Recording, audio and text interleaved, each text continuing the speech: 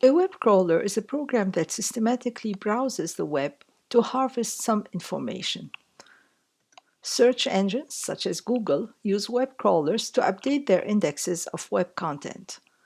Web crawlers may be used for good purposes and not so good purposes. They may be used to extract contact information, email addresses, phone numbers to be used in spamming. They may be also used by shopping apps for price comparisons. They may be used by news app to aggregate news from different sources. Now, web crawlers can disrupt networks and web servers. If a crawler sends multiple requests to a single server and downloads large files, the server's performance will be affected. A partial solution to these problems is the robots exclusion protocol, also known as the robots.txt protocol. This is a standard for administrators to indicate which parts of their web servers should not be accessed by crawlers. So website administrators use the robots.txt file to give instructions about their site to web crawlers. Before visiting a URL, let's say domain/welcome.html, a crawler is supposed to check for some rules as to which parts of that domain it's okay to crawl.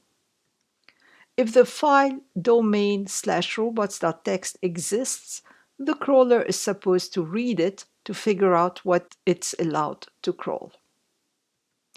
A polite web crawler tries to comply with the robots exclusion protocol and not crawl websites if rules in the server's robots.txt file disallow crawling. The robots.txt file contains the instructions in a specific format.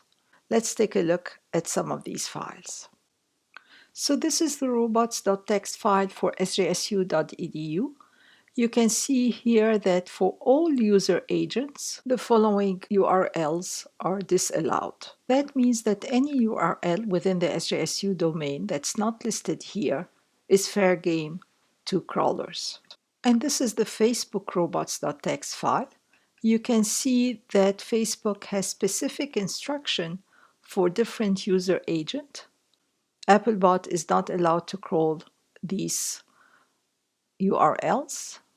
Baidu Spider has different URLs, Bingbot, Googlebot, and so on.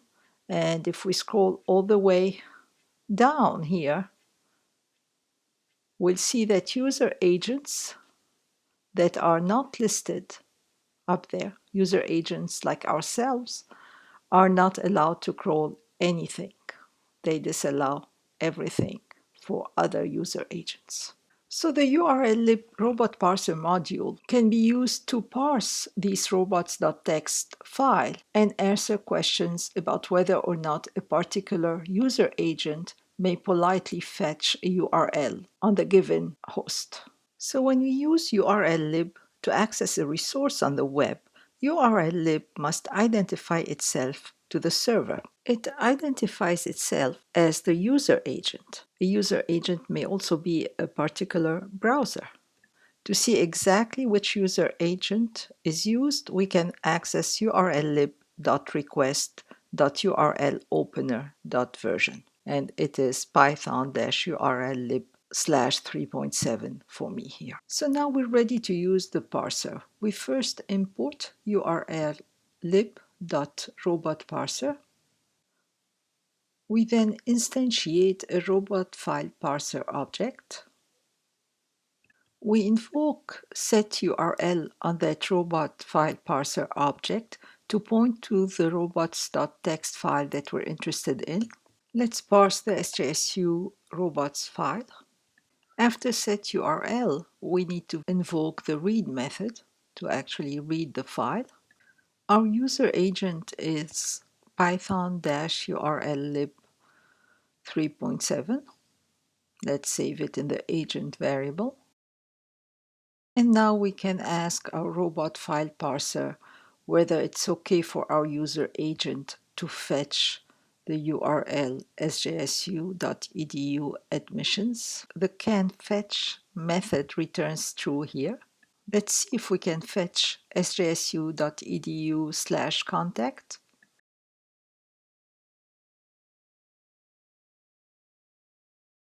The return value from the canFetch method is false, so we're not allowed to fetch that URL.